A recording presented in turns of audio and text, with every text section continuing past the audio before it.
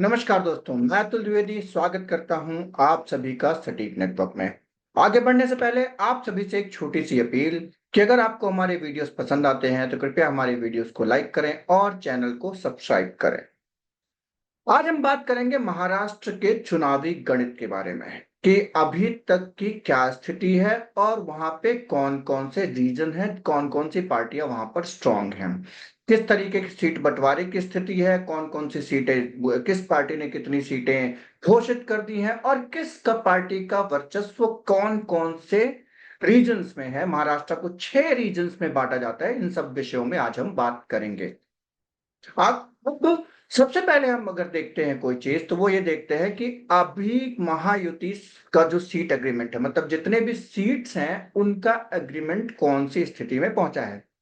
तो अभी देवेंद्र फडणवीस जी की जो उन्होंने प्रेस वार्ता की है उसमें उन्होंने कहा कि 278 सीटों के ऊपर जो है तो फैसला लिया जा चुका है। 288 में आपको ध्यान देने की बात है कि 288 सीटों की महाराष्ट्र की विधानसभा है। अभी 10 सीटों पे जो है तो अभी डिस्कशन चल रहा है। यहाँ पर खींचतान जो है तो विदर्भ और मुंबई के रीजन को लेकर के काफी ज्यादा दिख रही है। वहां पर अगर देखा जाए तो कैंडिडेट्स जो डिक्लेयर किए गए हैं वो अभी शिवसेना शिंदे गुट ने 45 और एनसीपी अजित पवार गुट ने 38 और भारतीय जनता पार्टी ने 99 कैंडिडेट्स अभी तक घोषित कर दिए हैं। वहीं अगर देखा जाए तो बीजेपी जो है अंदर के सूत्रों से जो खबर आती है उसके हिसाब से ऐसा माना जा रहा है कि 150 से ज्यादा सीटें भारतीय जनता पार्टी लड़ना चाहती है। तो ये महायुति से जुड़ी हुई बातें हो गई। अब आगे बात की जाए महाविकास अघाड़ी के विषय में, जहां पर महाविकास अघाड़ी जो है वहां पर 255 सीटों के ऊपर फैसला लिया जा चुका है, जहां पर 85 सीटें हर एक पार्टी, मतलब एनसीपी शरद पवार गुट 85 सीटें, कांग्रेस 85 सीटें और शिवसेना उद्धव बाला साहब ठाकरे ग्रुप को 85 सीटें। अभी भी 33 सीटों के ऊपर फैसला नहीं हो चुका है और उन 33 सीटों में 18 सीटें जो है जो छोटे गठबंधन छोटी पार्टीज हैं, समाजवादी पार्टी और भी जो अन्य सहयोगी दल है महाराष्ट्र में, उनको देने की बात कही जा रही है। और अभी जो है तो ऐसी कई सारी सीटें हैं जिनमें अभी किसी भी कई तरीके की खींचतान चल रही है और 100 से ज्यादा सीटें ऐसी मानी जा रही थीं जो विदर्भ और मुंबई से जुड़ी हुई मानी जा रही थी, नासिक तक, जहां पर इनके बीच में तनाव चल रहा था। लेकिन अभी माना जा रहा है कि तनाव जो है खत्म हो चुका है। अभी 15 सीटों के ऊपर एक डिस्कशन बचा हुआ है। 15 सीटें जो है वो जो 3 मुख्य कोलिशन पार्टनर है, एनसीपी शरद पवार, शिवसेना यूबीटी और कांग्रेस के बीच में बटेंगी ये 15 सीटें। यहाँ पर कैंडिडेट जो डिक्लेयर किए गए हैं अभी तक वो है कांग्रेस ने 48, शिवसेना यूबीटी ने 65 और एनसीपी शरद पवार ने 45 कैंडिडेट घोषित किए हैं। तो यह हो गया अभी तक का जो चुनावी गणित था उसके विषय में जो बातें हैं वो हम बता सकते हैं आपको कि ये अभी महाविकास अघाड़ी और महायुति जो दो गठबंधन है, अलग अलग पार्टियां टूटने के बाद शिवसेना के 2 टुकड़े, एनसीपी के 2 टुकड़े और कांग्रेस और बीजेपी ही 2 पार्टियां हैं जिनमें इस तरीके का कोई डिवीजन नहीं हुआ है राज्य के स्तर पर। अब आगे बढ़ते हैं दूसरी चीज देखने के बारे में कि महाराष्ट्र को जो है तो 6 रीजन्स में बांटा जाता है बेसिकली। तो उसमें है Mumbai MMR, Mumbai metropolitan region, जहां पर 36 सीटें आती हैं। कोंकण रीजन है जहां पर 18 सीटें आती हैं। वेस्टर्न महाराष्ट्र 48 सीटें, विदर्भ में 62 सीटें, मराठवाड़ा में 36 सीटें और नॉर्थ महाराष्ट्र जिसे खानदेश भी कहा जाता है वहां पे आती हैं 34 सीटें। तो ये हो गया रीजन वाइज जो सीटें हैं उनके बारे में आपको आपकी बात। अब आगे बढ़ते हैं। अब बात करते हैं मुंबई मेट्रोपॉलिटन रीजन के बारे में, जहां पर डोमिनेंट पार्टीज जो हैं वो है बीजेपी, शिवसेना, उद्धव बाला साहब ठाकरे और शिवसेना एक नाथ शिंदे का बहुत बड़ा प्रभाव क्षेत्र माना जाता है। थाने कल्याण ये वाला जो रीजन है वो काफी प्रभाव का क्षेत्र माना जाता है, जबकि शिवसेना यूबीटी का जो प्रभाव क्षेत्र है वो मुंबई प्रॉपर, जो मुंबई का एरिया है वो ज्यादा उनके प्रभाव का क्षेत्र माना जाता है। यहाँ पर आती 36 सीटें। यहाँ पर जो की इश्यूज आ रहे हैं इस एरिया के, हर एक एरिया के अलग अलग इश्यूज भी हैं इस चुनाव में, क्योंकि आप मान जानिए कि एमएमआर जो रीजन है वो सब पूर्ण पूरी तरीके से अर्बन एरिया है, एक तरीके से जहाँ पे सिटी है और इस तरीके के सिटी है, डेवलप्ड एरिया है, इंडस्ट्रीज हैं, इस तरीके का एरिया है। और सबसे ज्यादा रेवेन्यू जनरेट करने वाला एरिया है महाराष्ट्र का। यहाँ पे की इश्यूज क्या क्या है? इंफ्रास्ट्रक्चर, हाउसिंग, अर्बन डेवलपमेंट, इस तरीके के मुद्दे हैं जो कि बहुत बड़े मुद्दे चुनाव में बनते नहीं दिख रहे हैं। और इसके बाद बात करते हैं कोंकण के बारे में। जो अगला का रीजन है वो है कोंकण, जहां पर डोमिनेंट पार्टी जो है वो है शिवसेना। शिवसेना दोनों गुट, मतलब बेसिकली अनडिवाइडेड शिवसेना का ये गढ़ माना जाता था कोंकण, जहां पर आती है 18 सीटें।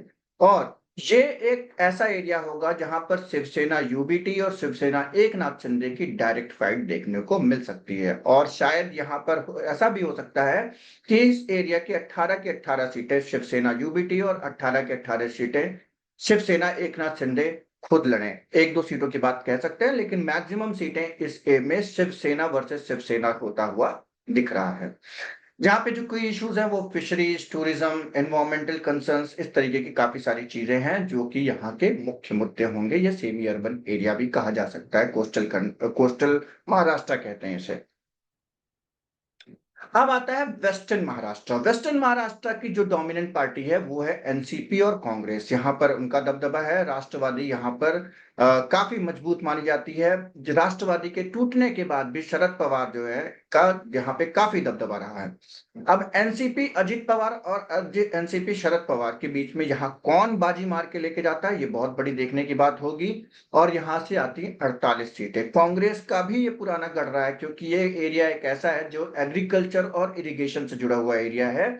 और यहाँ पर किसानी खेती पे बहुत ज्यादा ध्यान दिया जाता है। और फार्मर डिस्ट्रेस का जो सबसे बड़ा प्रभाव पड़ सकता है वो इस एरिया में भी पड़ सकता है।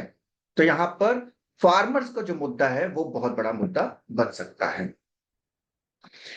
अब बात करते हैं अगले एरिया के बारे में, जिसे विदर्भ कहते हैं। विदर्भ में जो है में भारतीय जनता पार्टी और कांग्रेस, इनका ही सबसे ज्यादा दबदबा है। अगर विदर्भ की बात की जाए तो विदर्भ में अगर विदर्भ की बात की जाए तो विदर्भ में सबसे बड़ी जो डोमिनेंट पार्टीज हैं वो है बीजेपी और कांग्रेस। और यहां से आती है 62 सीटें।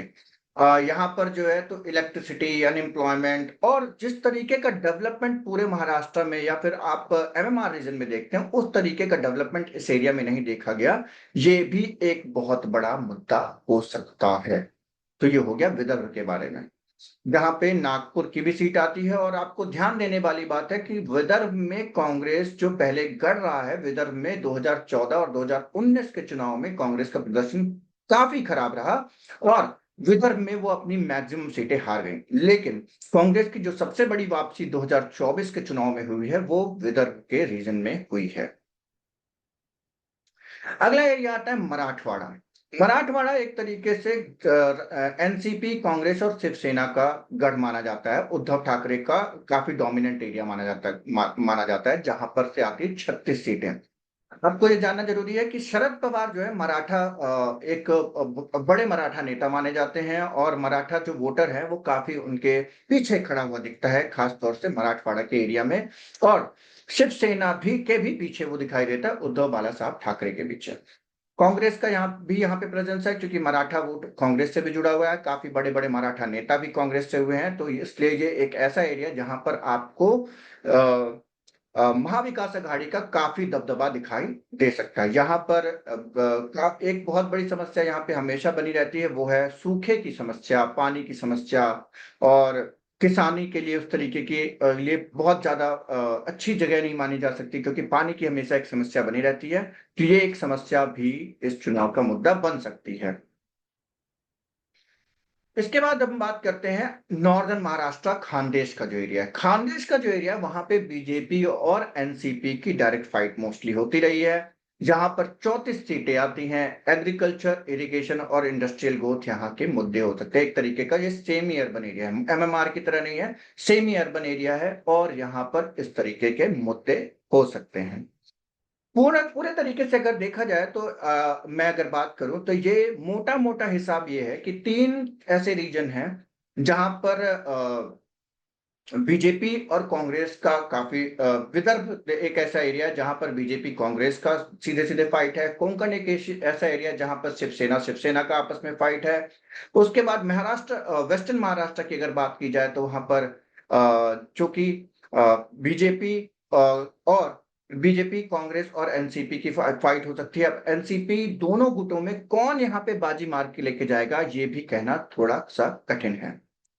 बाकी सारे मुद्दों के बारे में बात करते रहेंगे, महाराष्ट्र से जुड़े हुए और भी वीडियोस हम बनाते रहेंगे। और आप देखिए हमारे वीडियोस को और बताइए कि आपके एरिया में कौन सी पार्टी आगे बढ़ती हुई आपको दिखाई दे रही है। अभी तक के लिए धन्यवाद। आपका दिन शुभ हो।